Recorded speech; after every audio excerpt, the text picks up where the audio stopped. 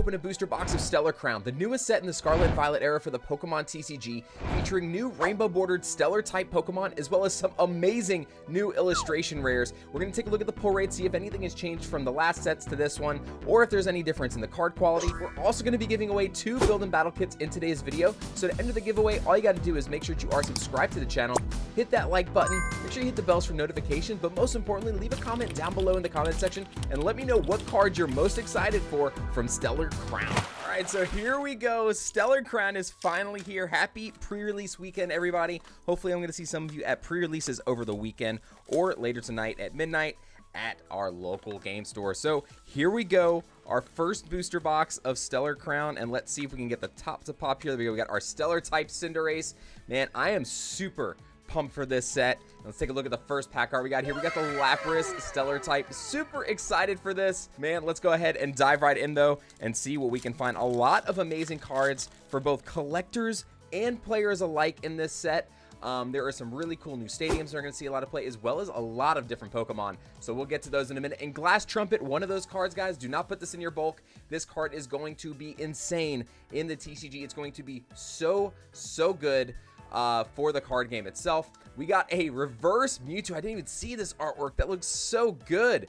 We got a Veluza and an Alcremie. So we have a Cracked Ice card here without any foiling. So I wonder if that means we're going to get Cracked Ice foils on some of these energies, or if they're saving those for the premium collection coming up in November. Yeah, so one thing that's really interesting, so they actually removed a card from this set. It's going to be only in that premium collection, that Terapagos premium collection. The full art Terapagos was actually removed from this set. So that's going to be very interesting to see how that affects the set, because the set was already kind of small as it is. We got Cyclizar, Scorbunny, and a Cinderace full art to start us off. So we got a Stellar type, and this one is a non-foil energy there, but you guys can see the rainbow borders here. And I'm not going to lie, I think this was done very much better in Japanese. It doesn't have the same kind of like textured glow in it. It definitely looks like this is a little bit oversaturated. It doesn't change with the direction of the light or anything like that. So I hope that doesn't make the SARs look bad. So we'll get to that in a minute. Yeah, so very interesting. It definitely looks like it's kind of just like overprinted there on the edge. So that is, I hope that is not the same on the special art rares. That would be really bad. I don't think that they did a very good job on the borders in English, unfortunately. We got the Grand Tree though, another card that I think is going to make some waves in the TCG for our A-Spec trainer. And then we got a Lacy reverse, followed by a Grimmsnarl. All right, so back to pull rates though. In a booster box, you're typically going to get 1 to 3 art rares, 1 to 3 full arts. You're gonna get about 5 to 7 regular EX cards, and you are not guaranteed a special art rare or a gold. We have a Raging Bolt, Raboot, and a Garganacl EX. But judging by the numbers from the last few sets, it does seem that it is basically out of every 2 boxes, you're either going to get a gold or an SAR. Now, obviously, that's not a guarantee, but that just seems to be about what the average is on the pull rates for us with the special art rares and the gold cards. A-Specs, you're going to get 1 to 2 per box. We have Toadschool, we have an Archaludon, and a Buffalon. So I'll be definitely interested to see if the pull rates are any different in this set compared to the last few. I do like that the pull rates have gotten a little bit tougher though, because it does make some of those really big chase cards desirable, and it actually makes them hold their value as well, just like the Greninja and Twilight Masquerade holding its value, or even any of the beasts from Temporal Forces. We got Drifblim, we got Reshiram, and a Lacy full art. Lacy is another card that I do think is going to see a decent amount of play in the TCG. Shuffle your hand into your deck and draw 4 cards. If your opponent has 3 or fewer prize cards, you draw 8 instead. Now, one of the other cards that I do think is going to be pretty crazy, and I can't wait to use it in Miraidon, is the new stadium. There is a new stadium in the game that is going to allow you to go up to 8 benched Pokemon. So 3 additional benched Pokemon, which is really cool because you can actually load up your bench, do an attack to get more damage if it helps. And then also, we got the Gulpin art rare, one of my chase cards for the illustration rares, and a Dreadnought. But check out the colors on the Gulpin. I absolutely love it. Eating cake, this is my spirit animal. Definitely my spirit animal. But then also with that stadium, if you find a way to bump it out of there, you can use cards like Luminion or Squawkabilly, and then play the stadium to get more bench Pokemon, and then either bump the stadium or play a different one the following turn, and then you can get rid of some of those Pokemon that you don't want to be easy targets on your bench. So I do think that that's going to be a very popular card. We have a Rhyperior, Dreadnought, and a Melmetal. The fact that it did get a gold printing in this set, gold I think that's probably going to be the most expensive gold. Bravery Charm right behind that. The Bravery Charm is also a very, very good tool card for the game, and I think it looks cool too, but I think the stadium looks really, really beautiful. We have the Comfy, we got Salandit, and a Carcosta. And yes, I'm still checking the energies to make sure there hasn't been a foil energy yet, so we're still just getting the regular cracked ice ones in the back, but hopefully we can come away with at least a gold or a special art rare in here. Now, my personal chase for the illustration rares, as you can see, is the Bulbasaur, so I want that Bulbasaur, but also the Squirtle in this set. They both look stunning. We got Buffalon, Melmetal, and a Klinklang. I think that both of those cards being as illustration rares in this set, they were Japanese promos before, and people were absolutely in love with the artwork. I think that's going to bring a lot more people back into the set right now for those specific cards, if they're getting singles or if they want to chase them. But that Bulbasaur is definitely going to be one of my chase cards. We got the Phalanx, Electivire, and a Raging Bolt. I think that regular Holo Raging Bolt's actually going to see a little bit of play as well. There's a lot of good cards, though. A lot of good cards. I do think the Galvantula has some gameplay in it, but obviously the Terapagos, the reason why I want the SAR is because the SAR might fit into the Miraidon deck, so I'm definitely excited for that. We got Toadscruel, we got Meltan, and we got a Melmetal. It evolved into the Melmetal. Look at that. All right, so we're almost halfway through the box here. Everything does seem to be about the same, but I will say I am a little disappointed. Fan Rotom's also going to be a really good card for the TCG, but I am a little disappointed in that full art Cinderace. I think the borders in English,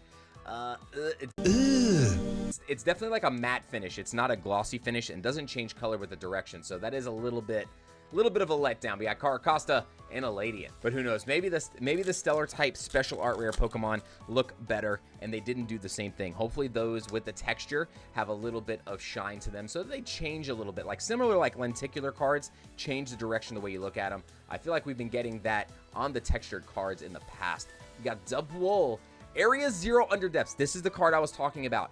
As each player who has any Terra Pokemon in play can have up to 8 Pokemon on their bench. That's huge, especially since Terapagos is a basic Pokemon. It's going to see a lot of play. And then obviously if a player no longer has any Terra Pokemon in play, that player discards Pokemon from their bench until they have 5. When this card leaves play, both players discard Pokemon from their bench until they have 5. The player who played this card discards first, but can be kind of important later down the road. And then we got the Archaludon. All right, so as of right now, it does seem like that they are just saving the foil cracked ice hollows for that Terapagos Premium Collection, which I do think it's going to be a pretty good buy with all the packs that are in it. That's going to be pretty good, and I'm curious to see what the alternate versions of the Cinderaces and the Lapras are going to look like in that collection box. We got Rhydon, we got Clink, and a Noctowl. Another card. Now, we are going to get an illustration rare of this, but it's going to be our promo for the Elite Trainer boxes, and this ability is absolutely amazing as well. Once during a turn, when you play this Pokemon from your hand to evolve one of your Pokemon, if you have any Terra Pokemon in play, you search your deck for up to 2 trainer cards, reveal them, and put them into your hand. I think that is an absolute awesome card. And then if you're using the stadium, you can get this off the bench relatively easily if you want to get it out of play and out of harm's way. So when I said that this new set is definitely going to pique the interest of both collectors and players alike, I wasn't kidding. There's a lot of good cards in this set. A lot of good tool cards for the game, and then just some stunning artwork. So I really hope we can get one of my chase cards today, the Squirtle or the Bulbasaur, and then obviously that Terapagos. We got the Turtonator, though. Look at how adorable this Turtonator is, just hiding out of the rain. He's like, yep, just waiting for the rain to finish. Just waiting for the rain to finish. And then we got the Alcremie. All right, 2 more packs on this first half here. Definitely not upset with the illustration rares so far, because those are 2 that I enjoy. We got the Riolu boy. Look at my little Riolu boy. He's so strong. We got a Turtonator, Toadscruel, Kofu, Mineshaw. We have a Slowpoke, Pangoro, and a Credilli. I don't know why I always laugh when I see this Pokemon. It looks so crazy. Everybody always does that to me. Anytime I see one of those cards, I just giggle. I do not know why. I've never understood why. It doesn't matter where I'm at. If I'm at a game store opening packs on stream, it doesn't matter. If I ever see that card, I go crazy. There we go. Got another Glass Trumpet. Again, I definitely make sure I need those, as well as the Area Zeros. So very good pulling those. We got Eldegoss, we got Palmy, and a Galvantula EX. Now, this one is just a regular version of the Stellar, and I actually like the borders better on the Stellar Pokemon that are not full art. Let's go ahead and compare. So this is what I'm talking about. Kind of when you turn it into light, you see how it kind of changes a little bit in color here? Very little, right? It doesn't change at all on the full art. The full art has like no shine to it, so I wonder if this was an error or not. So we'll know after we open some more product when the full release comes or after pre-release. But yeah, I definitely think that the borders look better on the regular terrestrialized Pokemon instead of the full arts. Now, the art on the full art looks amazing, don't get me wrong, but the border is definitely very interesting. All right, so we're halfway through, and again, still no cracked ice foils. So I think unless it's like a very rare thing or something, we'll see what happens there. We got Fido, Applin, we got Crab Brawler, Talonflame, Area Zero, Underdust. We pulled a lot of those already. We got Ladybah, Meltan, and a Buffalo. And for those of you that are looking for a set to compare this to, I would definitely say compare it to Obsidian Flames in terms of the size of the set. Now, the pull rates might be a little different. It was very easy to complete Obsidian Flames, so the pull rates were absolutely off the charts. It was like 2 SARs or an SAR and a gold in almost every single box. Another glass trumpet. Nice. We got the Deluxe Bomb for a second A-Spec trainer. Very nice. We did want the Crystal, because that I think is going to be the most played A-Spec from the set, but still, Deluxe Bomb A-Spec good for the pull rates. We got Electabuzz and a Rhyperior. All right, so still going 1 to 2 on the A-Spec trainers in these booster boxes, so that is pretty good to know. As long as they haven't really changed the pull rates too much, I do think that they have found a very good balance right now overall for the pull rates of this game. We have a Azumarill and an Alcremie. Yes, I think that too many too easy pulls is kind of out. It hurts it for collectors and people that just want to kind of collect the card game. So it can kind of price out some people that want to invest in the cards themselves if they enjoy them. I mean, personally, I like a good balance of both, and I think they have done a very good job with that here. We got Mewtwo, we got Cradily, we got Pansear, and a Medicham EX full art. All right, so already up to 10 hits. We did pull our 3 full arts already, so 2 of which were ones that we did want to see. The Medicham, not so much, but still a very cool full art. I love the way they did the background on that card. We got Drifblim, Papaya Berry, we got Rhyhorn, Morgrem, and a Lucario EX. There's my boy right there. And then also for illustration rares from this set, I do really like the Raboot in the snow. I think the artwork on that is absolutely insane. And then also the Zero Aura illustration rare looks insane. It kind of gives you those Raikou vibes from Crown Zenith. So I definitely love those art rares as well. We got Alcremie, we got Okaberry, and a Dreadnought. It's crazy just because, like, I keep listing off cards, but man, there's just so many good ones, because also the Hydrapple special art rare in this set looks absolutely insane. Really would love to see that, but obviously if I had to pick one of the two, I would want the Terapagos, because I'm more likely to play the Terapagos card in my deck. We got Grubbin, we got Jirachi, and a Melmetal. I am curious too, actually, how many people that do watch the videos here on the channel, how many of you actually play the game? Are the majority of you just collectors? Let me know when you guys comment what your favorite card was, but also let me know if you are a player, a collector, or both. It's definitely good to know. There are a lot more people learning the game, and I really like to see that. Man, that Lechonk looks like me every time that I see a bowl of ice cream. I'm not gonna lie. We have the Tortuga and a Carcosta. I feel like Peter Griffin every time I see that. Ooh, piece of candy. Ooh, piece of candy. Ooh, a piece of candy. Ooh, a piece of candy. We got Glammeow, we got Hoot Hoot. As we're winding down here towards the end, it's just amazing to be able to open stuff like this right at pre-release. I definitely love looking at the new cards and getting some information out there. We got Fido, we got Zero Aura, give us that illustration right before the end of the box, and a Klinklang. And then obviously the card quality from what we have seen so far, guys, I don't see any issues so far. No damages on the tops of the cards, the A-Spec trainers, and even the illustration rares. I didn't see any of the grid lining, which is a good sign, because that Gulpin had some blue and some light colors in it. And in those blue and light colored or white colored cards, it's very easy to see those grid lines. And I didn't see any in that Gulpin, so that is a good sign. We got Mo Rotom, we got Frogadier, and a Raging Bolt. All right, so at 11 hits right now, and we're pretty much right on target where we said before. We're at that 3 full art mark. You know, we're at 1 or 2 to 3 on the illustration rares already. So hopefully we can still get one more, and really would like to see a special art rare. Fan Rotom. Once during your first turn, you may search your deck for up to 3 colorless Pokemon with HP 100 or less, reveal them, and put them into your hand. That's actually pretty good. And we got the Milcery for our 3rd art rare. Look at all the candy. Look at all the candy on the table, and I absolutely love the colors in this card too. They did a fantastic job with that illustration rare and a Ladian. All right, and just like that, we do have the 3rd illustration rare as well. So at this moment in time, the pull rates are literally the same. Nothing has changed. Now, the curiosity inside of me is thinking, will the special art rares be as hard to chase as Twilight was? We have Gossifleur, Turtonator, and an Iron Boulder. I do think that the fact that the special art rares have been getting a little bit harder to pull has been a big major factor of the reason why that Greninja card is so expensive. But Greninja is also a very popular Pokemon, definitely skyrocketing to the top of the popularity after the XYZ show on Netflix, because Ash's Greninja was one of the main Pokemon and most loved Pokemon in that series. We have the Meditite, we have Klinklang, and a Venusaur EX. All right, we got about 5 packs left here. Really hoping that we can come out of here with a special art rare or a gold. And if it's the gold, hopefully Bravery Charm or the Stadium. Those would be the gold cards for us here.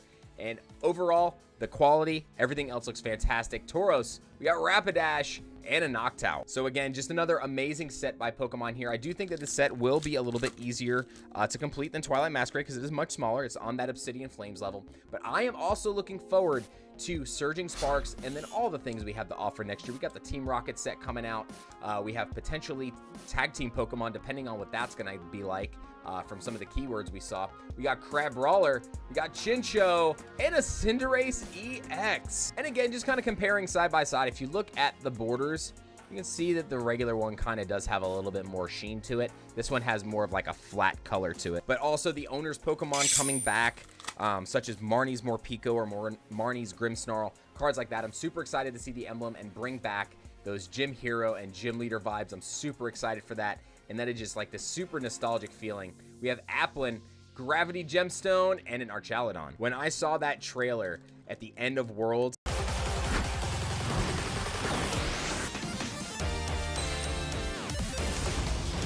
I've got goosebumps that didn't go away for at least a few minutes. It was crazy. It was such a crazy feeling to see that, and I just can't wait to see those cards next year. We got Deancey, Slowking, Iron Boulder, Meryl, and a Credilli. See, I laugh every time I see it. But guys, this is our last pack. Let's see if we can get anything inside of our last booster pack. But overall, good box. I can't say anything bad about the set other than the borders of the full arts for the Stellar type Pokemon were a little bit of a letdown for me, but they are very colorful. Just not what I was hoping for. So let's see what we get in our final pack here. And I hope you guys have a fantastic pre-release weekend. We got a Grimmsnarl and a Zeraora. That's going to do it for me, everybody. If you want to watch more Pokemon content, click one of the 2 videos here, hit that subscribe button, and I hope you have a fantastic Stellar Crown pre-release weekend.